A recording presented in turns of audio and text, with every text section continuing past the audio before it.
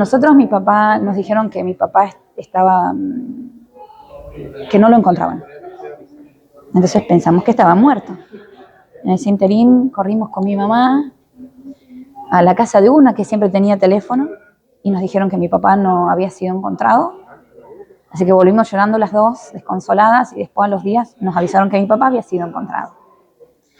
Como era un grupo comando, ya estaban bien en lugares bien estratégicos, no sé cómo será, porque yo tantas cosas no le he preguntado a mi padre. Y el día en que nos avisan que mi papá volvió, yo recuerdo estar, que después supe que era en Ezeiza. Ellos llegaron, nosotros fuimos a la mañana y recuerdo mis piecitos, mirar mis pies, eran muchas horas, y jugar con mis piecitos en lo que era el pasto de ese lugar tan grande que está cerca de AFA, y que se hizo de noche y que era muy difícil porque se veía mucha gente. Recuerdo mucho llanto que hace muy poco pude entender, porque yo por ahí hay veces que llantos y llantos de ese momento. Sí, es como que revivía y no entendía qué, y no me animaba por ahí a preguntarle a mi papá. Y cuando teníamos la radio acá, el programa, le pregunto a mi tía qué era lo que ella recordaba, porque era una adolescente. Tenía que recordar más que yo. Ella me dijo que no recordaba nada, y le digo, pero ayúdame porque yo escucho llantos todavía, mira la edad que tengo, y me da llantos el momento de mi papá haber llegado.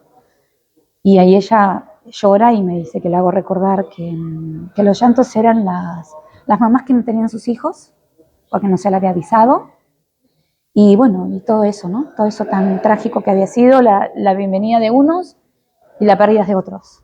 Ese era el llanto que yo escuchaba todo el tiempo, en lo que yo recordaba como niña, ¿no? ¿Y a ese lugar llegó tu papá? A ese lugar llegó mi papá. Ese abrazo, esa Esa primera mirada, ojo a ojo. sí, ojo a ojo, yo no lo reconocí. ¿No? Era otro señor. No era mi papá, yo siempre digo que no era mi papá. Muy demacrado, muy flaco. Sí, fue una guerra, ¿viste? Tenía los bigotes por acá, y me decía, hija, y yo como que puse y cuando lo vi de vuelta, cuando lo pude observar de nuevo, ahí llegó el abrazo.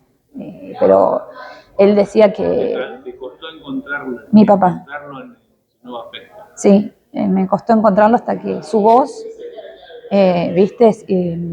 Y ahí esa cosa en las miradas de nosotros dos que en el programa de radio decía, las miradas que yo tenía, dice que mis ojos saltaban para todos lados y no sabían para dónde mirar, porque era mucha gente, y ahí estaba el abrazo de nosotros dos, de su padre, de su madre, de mi madre, con él. Pero estaban todos los abuelos. Todos mis abuelos eran de Ezeiza, así que aparte siempre fueron muy, muy, muy pegados a mi padre, mi tía Claudia, mi abuelo y mi abuela, mi abuelo Pedro y mi abuela Marta, que ya no están con nosotros, pero qué difícil para ellos como padres también, ¿no? Aparte de mi madre. Sin duda. Bueno, otro capítulo de la historia de tu vida y de tu familia, ¿no? Sí, sí, totalmente.